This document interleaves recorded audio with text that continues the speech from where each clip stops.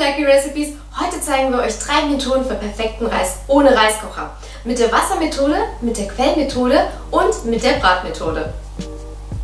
Wenn ihr gleich zu den jeweiligen Kochtechniken springen wollt, haben wir euch unten die Timestamps hinterlegt. Wir kochen heute Basmati-Reis, aber ihr könnt die Kochtechniken im Prinzip auch auf andere Reissorten übertragen. Für dieses Video haben wir uns wieder mit Tilda zusammengetan. Mit ihrer Reismarke sind wir quasi aufgewachsen.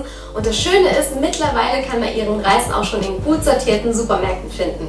Ihr fragt euch vielleicht, wie viel Reis sollte man pro Person einplanen? Ich würde sagen zwischen 50 und 80 Gramm. Unter der Woche essen Ruby und ich 50 Gramm Trockenreis pro Person, aber an Wochenenden oder wenn Gäste kommen, gerne auch mehr. Zum Messen von Reis könnt ihr eine Waage, Tasse oder einen Becher verwenden. In diesem kleinen 150 ml Becher kann man Reis für 2 Portionen abmessen. Und in so einer 250 ml Tasse passen knapp 4 Portionen Reis. Bevor ihr mit dem Kochen beginnt, wascht den Reis gründlich, um Stärke von der Oberfläche zu entfernen. Denn was passiert, wenn Stärke mit heißem Wasser in Berührung kommt? Genau, es verbindet sich und dickt ein. Das ist gut für Soßen, aber schlecht, wenn man einen lockeren Reis möchte. Wascht ihr den Reis mit den Händen, so wie man es traditionell macht, spart ihr eine Menge Wasser. Dabei reibt ihr die Körner behutsam, bis das Wasser milchig wird und gießt es ab. Nach 3 Mal bleibt das Wasser klar und ihr könnt zum nächsten Schritt übergehen. Das aufgefangene Wasser kann man übrigens wunderbar unter sein Gießwasser mischen. Wenn ihr hingegen einfach ein Sieb unter fließendem Wasser haltet, verbraucht ihr Unmengen an Wasser und richtig gründlich ist diese Methode auch nicht. Das Einweichen sorgt dafür, dass die Körner flexibler werden und später ein schönes langes Korn bilden können. Außerdem verringert sich die Kochzeit und der Reis wird lockerer. Bei diesem Basmati reichen 30 Minuten Einweichzeit. Die Wassermethode ist sehr gut für Anfänger geeignet, weil dann muss man nicht auf die Wassermenge achten, sondern kann den Reis einfach kochen wie Nudeln und zwischendrin immer wieder mal probieren, bis der Reis gar ist. Das Einweichwasser verwende ich gleich mit und nehme insgesamt 5-mal mehr Wasser als Reis. Der Topf sollte der Menge entsprechend schön breit sein. Kalkhaltiges Wasser ist nicht so gut zum Reiskochen, aber ein Schuss Zitronensaft behebt das Problem. Ob ihr euren Reis zusätzlich salzen wollt, bleibt euch überlassen. In Indien ist das eher nicht üblich. Gebt den Reis in das kochende Wasser, schaltet auf mittlere Stufe und lasst den Reis einfach köcheln und rührt nur vorsichtig um. Denn zu viel Bewegung sorgt dafür, dass die Körner aneinander reiben und mehr Stärke freisetzen. Ob die Körner gar sind, könnt ihr mit euren Fingern prüfen.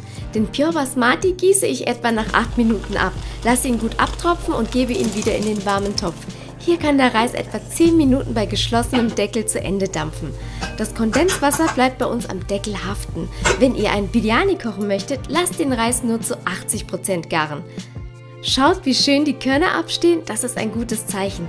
Jetzt hebe ich den Reis nochmal vorsichtig um, sodass von überall Restfeuchtigkeit entweichen kann. Das Ergebnis ist ein wunderbar lockerer Reis mit einem schönen langen Korn. Die Quellmethode ist die traditionellste Variante und auch die Technik, die ich als erstes gelernt habe.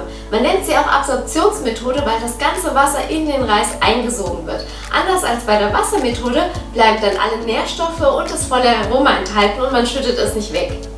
Für die Quellmethode weiche ich den Reis gleich nach dem Waschen in gefiltertem Wasser ein, um unser Kalkproblem zu umgehen. Bei Langkornreis wie Basmati besagt die Faustregel 1 Teil Reis und 2 Teile Wasser. Bei unserem Beispiel also 200 Gramm Reis und 400 Gramm Wasser. Wenn meine Waage also 600 Gramm anzeigt, passt alles. Wenn ihr einen Becher zum Messen von Reis verwendet habt, könnt ihr ihn auch zum Messen von Wasser verwenden. Dabei müsst ihr beachten, dass ihr das Wasser nicht genauso hoch befüllt wie den Reis und dass euer Reis sich natürlich beim Waschen schon mit Wasser vollsaugt. Dieses Wasser müsst ihr von der Faustregel abziehen. Unsere Methode ist 1 Teil gewaschener Reis zu 1¾ Teilen Wasser. Oder ihr macht es einfach wie wir. Wenn ihr immer die gleiche Menge Reis und denselben Topf verwendet, könnt ihr auch per Augen- und Fingermaß arbeiten. Messt einfach mit eurer Fingerkuppe nach, wie hoch das Wasser über dem Reis stehen sollte und merkt euch diese Stelle. Fertig ist euer persönlicher Eisstab. Verwendet bei der Quellmethode einen Topf mit schwerem Boden und ausreichend hohem Rand. Im Idealfall höher als mein Topf hier. Beim Kochen steigt Schaum hoch und so verhindert ihr, dass was überkocht. Den Glastopf mit dünnem Boden verwenden wir heute nur für das Video. Ein schwerer Topfboden verteilt die Hitze einfach gleichmäßiger. Bringt den Reis samt Einweichwasser zum Kochen und wenn alles gleichmäßig kocht und der Schaum aufsteigt, schaltet die Hitze runter. Wir haben keine Induktionsplatte, daher kalkuliere ich mit der Resthitze und schalte auf 1 von 9 Stufen. Wählt also eine Einstellung, die zu eurer Herdplatte passt. Bei dieser Methode ist es wichtig, nicht zu rühren, denn es bilden sich kleine Tunnel, die den Reis gleichmäßig von unten nach oben garen. Macht ihr die Tunnel durch Rühren kaputt, gart der Reis nicht gleichmäßig. Nach 7 bis 10 Minuten ist das Wasser eingesogen. Das erkennt man auch daran, wenn man nichts mehr hört. Den Topf schiebe ich zur Seite, damit unten nichts anknostert und lasse den Reis nochmal 8 Minuten bei geschlossenem Deckel ausquellen. Dann öffne ich den Deckel und lasse die Restfeuchtigkeit entweichen. Die Stellen, auf die ich mit dem Zahnstocher zeige, sind übrigens diese feinen Tunnel, von denen ich gesprochen habe. Nun hebt mit einem großen Löffel den Reis behutsam um, sodass auch die Feuchtigkeit von unten entweichen kann. Seht ihr, wie schön locker der Reis geworden ist und unten haftet kein einziges Korn?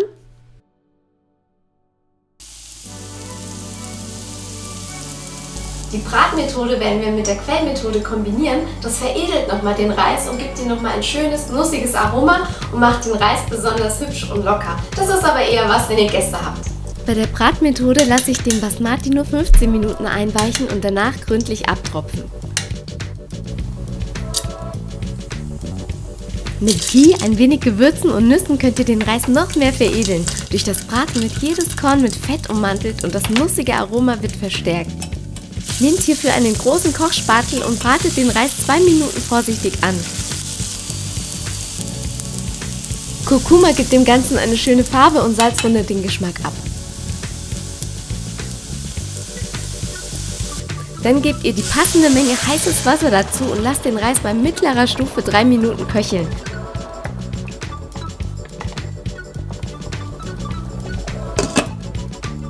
Sobald das Wasser eingesogen ist, schalte ich den Herd wieder auf 1 von 9 Stufen und lasse ihn 10 Minuten ausquellen. Dann schiebe ich den Topf vom Herd und lasse ihn 8 Minuten bei geschlossenem Deckel stehen. Nach dem Öffnen lasse ich die Restfeuchtigkeit entweichen und hebe den Reis vorsichtig um. Schaut euch das Ergebnis an. Am Topfboden ist nichts angeknostert und der Reis duftet herrlich. Das bekommt ihr zu Hause auch hin und eure Gäste werden diesen Reis lieben. Hier kommen noch ein paar wichtige Hinweise und Foodtext. Gekochten Reis nicht mehrere Stunden bei Zimmertemperatur stehen lassen, sondern gleich verzehren oder schnell runterkühlen und in den Kühlschrank stellen. Innerhalb von 2 Tagen verbrauchen und vor dem Verzehr gut erhitzen, bis der Reis wieder dampft. Das schnelle Runterkühlen hat außerdem 2 interessante Nebeneffekte. Zum einen kristallisiert die Stärke und macht den Reis noch lockerer. Auch nach dem Erhitzen bleiben die Reiskörner getrennt. Jetzt wisst ihr auch, warum Reis vom Vortag besonders gut für gebratenen Reis geeignet ist. Und zum anderen besitzt der Reis danach weniger Kalorien als vorher, macht aber dennoch satt. Aber dazu erzählen wir euch ein anderes Mal mehr. Die beste Kochtechnik bringt euch natürlich nichts, wenn ihr kaputten Reis habt, denn bei zerbrochenen Reiskörnern tritt beim Kochen viel Stärke aus und das sorgt dafür, dass der Reis am Ende verklebt. Also achtet beim Kauf drauf, dass euer Reis keinen Bruchreis enthält. Habt ihr euren Reis zu lange kochen lassen und er ist nun klebrig und etwas aufgequollen? Dann sofort kalt abschrecken, um den Kochprozess zu stoppen und gründlich abtropfen lassen. Den abgetropften Reis auf ein Backblech verteilen, in den Backofen geben und die Umluftfunktion bei 150 Grad einschalten. Dabei die Backofentür immer wieder mal öffnen, die Feuchtigkeit entweichen lassen und den Reis vorsichtig umverteilen. Nach etwa 20 Minuten ist der Reis wieder locker und halbwegs gerettet. Wenn ihr aber alles richtig gemacht habt und der Reis trotzdem klebt, kann es ein Hinweis sein, dass der Reis zu neu ist. Ein guter Basmati-Reis muss etwas reifen, damit er schön duftet und locker bleibt. Bei dem Tilda-Reis ist das der Fall. Unser Fazit zu allen 3 Kochmethoden: Die Wassermethode ist gut, wenn ihr Anfänger seid oder wenn ihr den Reis zu einem Hauptgericht weiterverarbeiten möchtet. Der Reis wird immer schön locker. Der Nachteil ist aber, ihr verbraucht viel Wasser, es geht ein bisschen von den Nährstoffen verloren und natürlich auch vom Reisaroma. Die Quellmethode ist die umweltschonendste und effizienteste Technik und Aromen und Nährstoffe bleiben im Reis enthalten. Nachteil ist allerdings, ihr braucht ein bisschen Fingerspitzengefühl, man muss auf das Reis-Wasser-Verhältnis achten und der Reis wird nie ganz so locker wie bei den 2 anderen Methoden. Die Bratmethode macht den Reis besonders lecker und fluffig und hebt nochmal die nussige Komponente hervor. Allerdings ist das nichts für die tägliche Ernährung, das ist einfach zu aufwendig und zu kalorienreich. Wenn ihr unsere Tipps gut und dieses Video informativ findet, dann teilt es doch gerne mit euren Freunden, die gerne Reis essen. Und wenn ihr mal auf der Suche seid nach einem guten Basmati-Reis, probiert doch mal Tilda aus. Wie gesagt, ihr kriegt den Reis mittlerweile auch in gut sortierten Supermärkten, natürlich auch beim Inder oder euren Orient-Geschäften. Also, wir sehen euch dann beim nächsten Video. Tschüss!